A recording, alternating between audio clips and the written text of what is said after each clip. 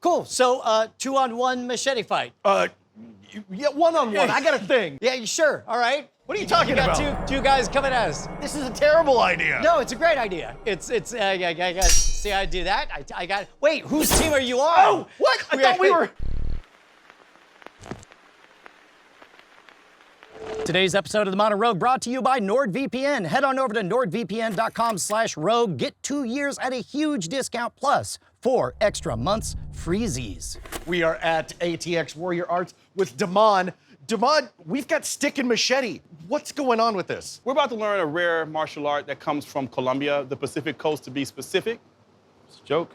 Yeah, I'm trying. What's funny is I had to do my geography. I was like, yeah, that checks out. Yeah. So on the Pacific Coast in northwest Colombia, in the state of Cali, there is a fighting art that utilizes the machete and the bordón, which is the stick, in combination and in conjunction. It's called Esgrima con machete. Sometimes it's called Esgrima con machete y bordón. So fencing or fighting with the machete and the bordón. We've talked a bit about Esgrima. Yeah. All right, you want to try one more at speed? Okay.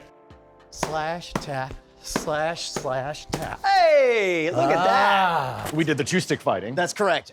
But we figured out how replaceable all the different objects were, whether it's a sword and a buckler. But in this case, we're using something that would be a practical tool, I would imagine, in the Colombian jungles, and an easy stick. The bordón is not quite a stick. It's actually more of a light polearm or a pike. Oh. And so one of the origin stories of this martial art is that it was imported into Colombia during the slave trade. It's based off of the fighting arts that were found in West and Central Africa. And it consists of using a short cutlass-style sword. Now, when I say cutlass, I mean like a short chopping blade, but not like a pirate's cutlass, but it's kind of roughly all the same. And a short spear. If you're right-handed, you would want your killing blade to be in the right hand, and your other one is used to keep your enemy at bay, or? Well, they both will be your killing weapons, but your more dexterous one, I guess, you will want in your dominant hand, and the other one is kind of going to be your shield in a sense. But they work in tandem, even though it's hard to like educate one hand in the same way as the other. But we do want this hand to be somewhat competent as far as like being able to move on its own. Now, you had indicated that this was a polearm. In some cases, do we have like a spear tip on this or use it as a spear? This is all theoretical, to be honest. There are some research that's being done and some old cartas, which are like colonial age manuscripts on machete fencing in Colombia that indicate that this was used in conjunction with a type of spear, the bordón. Oh, okay. I've never seen exactly what a bordón looks like, and it could be maybe a term that is colloquially used for a light thrusting implement, but I have no idea what it actually looks like. But the term does refer to like some type of polearm that's used for thrusting. And like with Anthony, you're going through these old manuals and trying to interpret like, this is probably what they meant. So there's a little wiggle room when you've got some vagaries in there. And not even that, so when we're doing research for African martial arts and African-based martial arts, we're not only looking at whatever manuscripts, which are very few, that we're going through, but we're actually dealing with like living traditions that are being maintained in spite of colonialism, in spite of lack of interest or lack of government funding or whatever the case may be that's making these art forms endangered of extinction. So some of this has been lost, in memory. Some of it is contained in other sources, and we're still kind of, I don't know if you guys play Age of Empires. Oh, yeah. Yeah. All right. So you know how like when you're first discovering everything, it's like everything is dark around you. And as the more you go, it's like, oh, there's a mountain. Oh, there's an elephant. Oh, then you come across these things that... Fog of war. Right, exactly. So that's kind of what we're going through now. We're looking at the sources that are presenting themselves as we move towards a goal.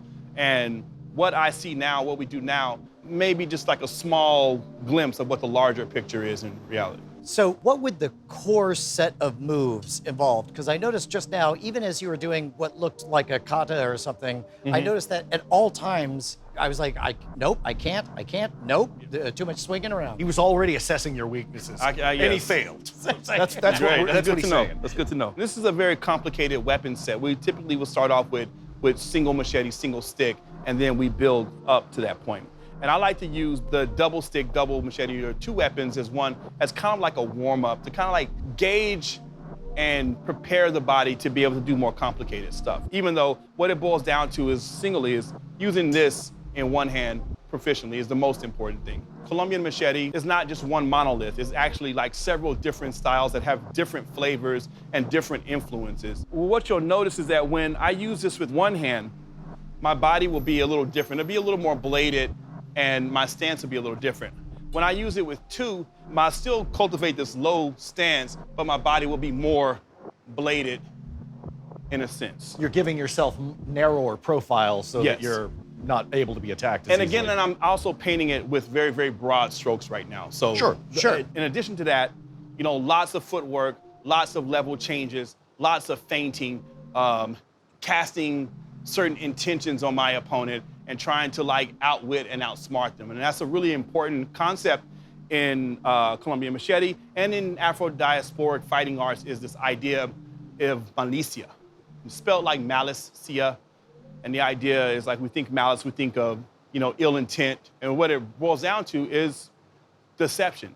Being able to trick your opponent, being able to use misdirection, to use feints, to make yourself seem, you know, small and extend out, you know, large and long. These are all parts of these art forms. And you'll see it across the board, whether we're talking about the weapons art of the diaspora or even like the empty hand arts of the diaspora. Malicia. Malicia. Trickery and fighting, basically. Trickery and fighting, right? It sounds to me like part of the job is to lure somebody into a sense that they know who you are, almost like draw poker or something, where it's like build up a set of betting habits so that when you break that pattern, you completely crush your enemy. That you want the throne, don't you? I just listen very well. Okay. All right. You're coming for the throne. You're sizing me up, and now, Yeah, I'm gonna go over here. Yes. You're on your own, man. No, but that is exactly the case. You set expectations, and then you break them. What is sort of a default set of moves that we should be doing at all time to protect our bodies and be ready to strike? That's a great question. It's hard to answer. So there are different positions and placements that you can hold. The way I explain this to my students is like guards and stances are fluid, right? We're transitioning from these guards and these positions. So it's not so much like you see like in samurai movies where we're, you know, we're stuck here. Yeah. And even this, you know, these are all like postures and movements to kind of convey and open and close certain lines. Right. But if you look at any of these positions that we may find ourselves in, they're all transitions from our striking patterns, right? So I'm, you know, familiar a little bit with a Japanese swordsmanship. Yeah. This is the Chudan position here, and Jidan. This is these. If you were to freeze each moment of this vertical overhead cut, you would be flowing through those guards. So each position that we take up, right? Say a real simple one. A real simple one. Yeah. It's okay. It looks beautiful and elegant. So simple. Yep. Yeah, All right. as it should. This posture here is called Las Damas. Okay. Las Damas. And It so- means The women? bam. Boom. the Yeah, what? yeah. The women. Yep. Las Damas. So look here. So here's my hand pointing at you, and then here, my skirt, my beautiful, elegant death skirt. He's got a death skirt. Do you want me to come in or? If you want to, you want the throne. Okay, so because I suspect that you're double guarded, and either it's not going to weigh here or it's going to be. Let's a fix bad your day to my skirt for a face. second. So first off, your skirt should, instead of hanging there, let's put it like there. Oh yeah. Yeah. Don't want you to cut yourself. Because then, if anything hits, it's hitting Yeah. not me. Yeah. So okay. this is more of a complex guard here. I noticed something. He's got his finger guiding the blade right like that. So, Oh, he makes it look so pretty. slow motion. Let's say I'm idiot number one. So let's say if I did have the strength to do that Yes. and came in, you still don't seem very worried. No. Okay. Because you're moving in slow motion. That was another joke. No. So, you're coming in, yes? Yeah. Uh-huh. Jeez, no. Yep. Okay. So, are So there, you go for the bait. Oh, damn it. He's doing it. Tap out, tap What? out, What? tap out, tap out. All right, all right. I'm looking at how loose his grip is on. Yes. Well, and Because how I'm like, literally well concealed and hidden that real strike is. And that's the one to watch out for. This is the threat. This is the one that you feel you have to get through, which is why you wanted to like engage it. Yeah. But this one is the one that comes out. This one's the one that's waiting for you. and so. Oh! And so I'm on my same line, so I would want to get off that line Okay. as you came in. And so I'm shielding and protecting this side. If you came to attack this side,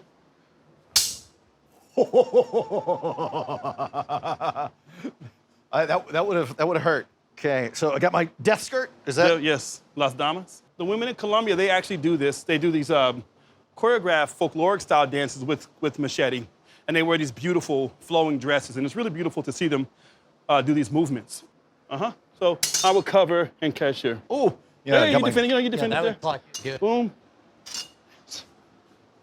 So if you're in this position, then maybe I might Go low. change into something else. Yeah. Okay. In your mind, are you always thinking of one arm being offense, the other being defense, or is that part of the game as the ambidexterity? On a very like low level, thousands of years that as a species, we've been like using sticks as tools. I think that in our brain makes us think,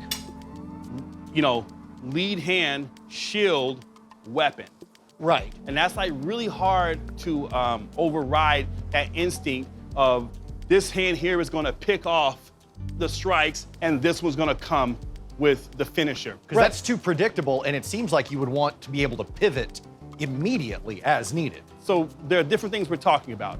If we're talking about like fighting, forget about styles, forget about whatever else. It's like where the pressure is high, a lot of fine motor movements, we lose that stuff, right?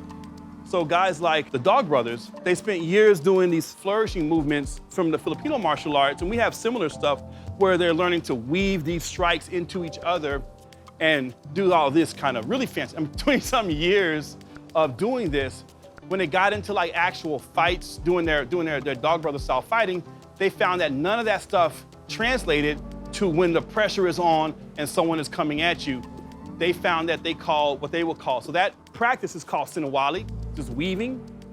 They found that what worked in those high pressure situations was what they called the caveman Sinawali, which was this stick here is my shield, this is my weapon, I'm going to defend and finish with that. That really seems to account for human nature. Right. Kind of like Mike Tyson said, everybody's got a plan until they get punched in the face. Right. So we can train our left and our right to interchange, right? And within the system, within the art, that's the practice, right? We can work all these movements here. And what I'm hoping is that my left hand will become educated enough that when I'm under pressure and I'm doing my caveman, I can actually have a moment where this educated hand can do a little bit more. Like a lot of Kung Fu is very rooted in tradition and culture, and so there's a lot of like almost balletic-like movements. Yes. And then there's the actual Right. hitting someone and defending yourself. Right. So what we find, or at least like from my observation, like if I take someone with like this combination and teach them how to be effective with this very, very simple block, hit, forward pressure, good footwork, they will probably do better than a person who learns some more of the Siwali. Any system that does a lot, and not just the Filipino systems, but even like I said, in our system, we do a lot of these motions where we're doing these crossing and they're real beautiful movements. But someone who can actually bridge the gap in this kind of configuration, we can get them good, faster. Yeah. I do think it comes back around though. And once you've established the ability to protect yourself, be able to deal with pressure, then you find it where you can elevate. So you got guys, when they fight, like in MMA under high pressure, they can do things from these traditional arts that other people are not supposed to be able to do. If you learn good footwork, good body mechanics, good range, learn how to deal with that under pressure. At the same time, learn the fluidity, understanding that these traditional systems or these more difficult systems gives you, you can start putting those things together, and then you can elevate the way you move beyond just the simple. So I think that if you learn how to function in that first, you'll be able to maybe move in a way that, you'll be able to defy what people say. Think about like Muhammad Ali. As a boxer, they say that, he kept his hands down. He did all these things that was wrong as a boxer. That's because we see Muhammad Ali as Muhammad Ali. We didn't see the years of him building himself up to the point where he could drop his hands and he could do these things because he has spent so many years dealing with those fundamentals. I think it's the same thing with these weapons. You got to know the rules before you can break them. Yes. Yes, it is. Okay, so I'll bring some of my students up and I'll show you some of the coordination drills we do. Yeah. Okay, let's start off simple. We're gonna do our double salute. So we're gonna come from the right shoulder, 1, 2, 3, 4, high, low. This is what we did earlier today, okay? So we're just warming up. So this is something we do to kind of, again, coordinate both our sides. And we're doing it in a very relaxed pace right now. They're in open stances or they're kind of moving their feet and just getting themselves warmed up. So I guess weirdly, you are wanting to build up trust when you're training. Yes. And you want to betray trust when fighting. Yes, most definitely. So it helps with the learning if I can feel safe while I'm training, right? Course. And some people have a different mentality. They want to go hard in the training, but everything is like, for me, it's like a progression. Because if we don't trust our partners, then we're not really going to be willing to, we're not going to move past our instinct to like cringe up or to shell up. And that's what we want, is to like people to kind of feel comfortable, loosen up, experiment, play. So the spirit of play is very, very important. And actually that is the exact term in the diaspora they use for some of these activities. They refer to it as play. Break. So we're going to add this to it real quick, bro. To the shoulders, we're going to come here. High, high, low, low. My partner goes up top, da, thrust, da. So stress to the body more. It's okay. Boom. Here. Now, after that, we're going to go through just a simple 4 crosses, okay? So we're going to go high, high, low, low, high, low, high, low, low, high, low, high. Reset. This is just coordination, guys, okay? Everybody got it? All right, let's go. And high, high. Good.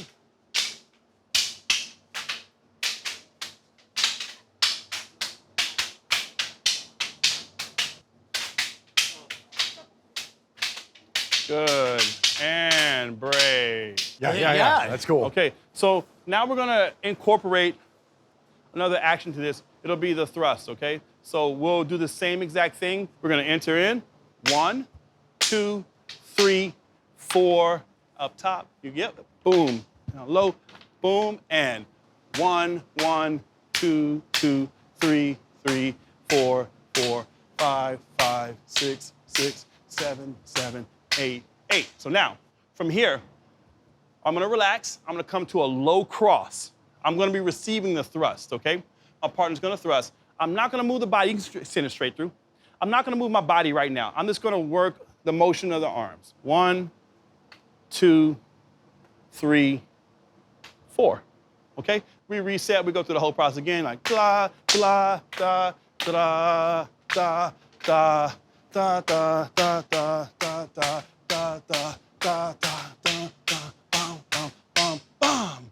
Low cross, he's in a low cross, and we're just gonna 1, 2, 3, 4. Now, right now, this is just the arm. Just the arm. Now, as you do this, the next set, what we'll do is when he gives me the thrust, I'm gonna use the arm and I'm going to shift this way, okay? So like the thrust is coming, I'm like 1, 2, 3, 4. Again, my body is facing directly right now, okay? The third pass, again, this time when he gives me the thrust, I'm gonna combine all those. I'm gonna have my arm movement, I have my body getting off, and then I'm gonna rotate my hip like I'm trying to run away, okay? Not too much where I'm like giving my back to the person, but boom, enough so that I can get offline and get the strike in, okay? So we go through it in phases. Go nice and slow, take your time, send your thrust straight down the middle, All right, let's do it. So this is what I would get you guys going on, that to get you like warmed up and loose. And then we would go into our dominant hand, striking and defending with the dominant hand.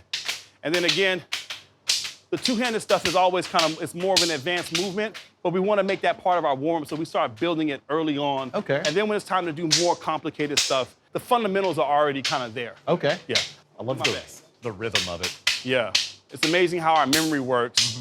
You know, we use like music, you know, easier to remember verse and then it's to remember, you know, prose because of the rhyming, because of the rhythm. The movement is kind of the same way. It's like it lends itself to be easily memorized, I think, by the rhythm of it. So you get kind of lost in there. So let's open up the circle a little bit, guys.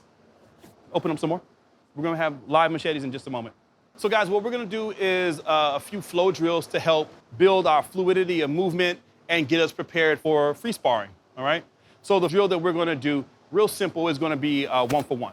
So what that is gonna be a give and take interaction between myself and my partner. This is a cooperative flow drill right now that we can, at certain points, we can elevate it from a cooperative drill into a more competitive near sparring drill. But first, we're gonna start with giving energy, receiving energy, and giving energy is the first thing, okay? So to do that, we have to trust each other, and we're going to make it real. Now, these are real machetes.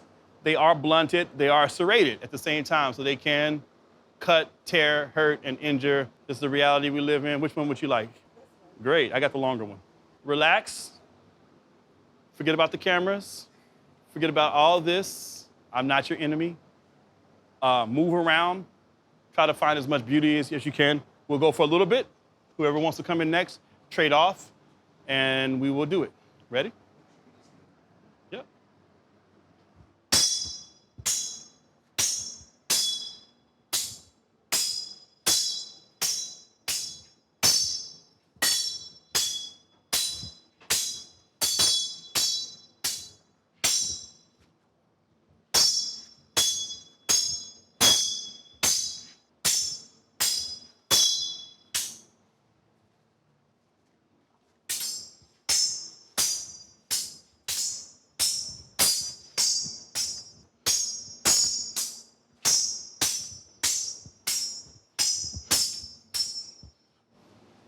I'm gonna stand behind you. Wow.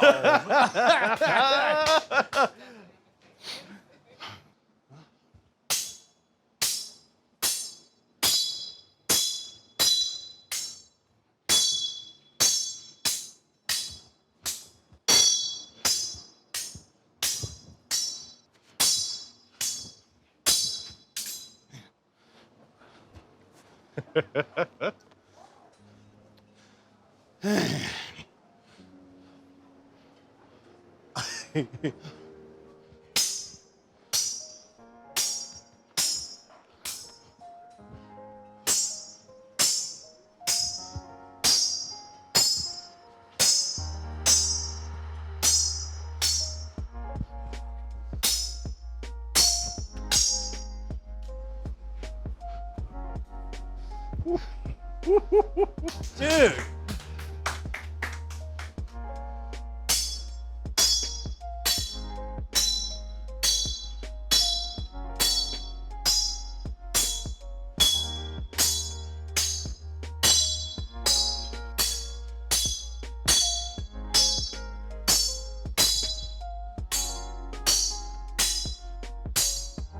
Good job. Oh my God. Come on. More.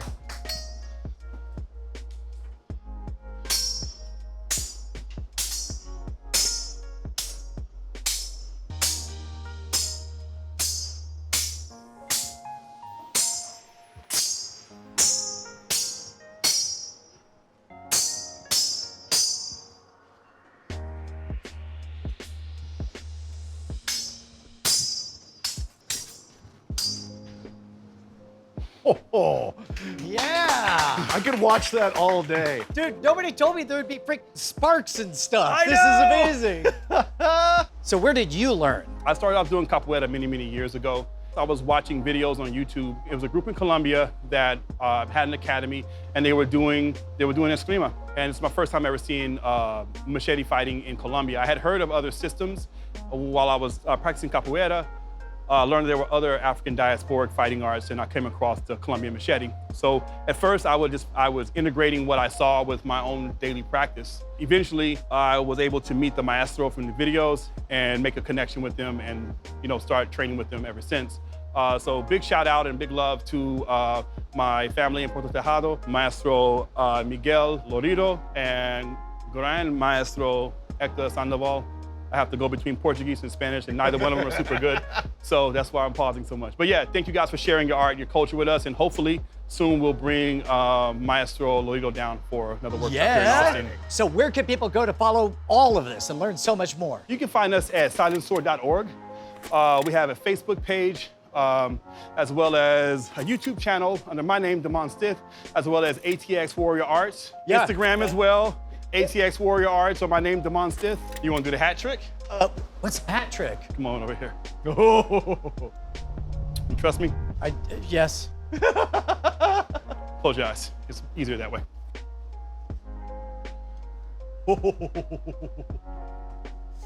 Don't move, don't move, don't move, don't move. I don't want to know what's happening, do I? No, you don't.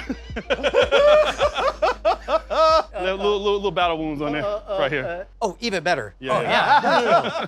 That was great. Thank you, guys. That's great. Look, I'd like to think that I'm an open-minded individual, that I don't prejudge anyone, but apparently that changes once hackers are in my house.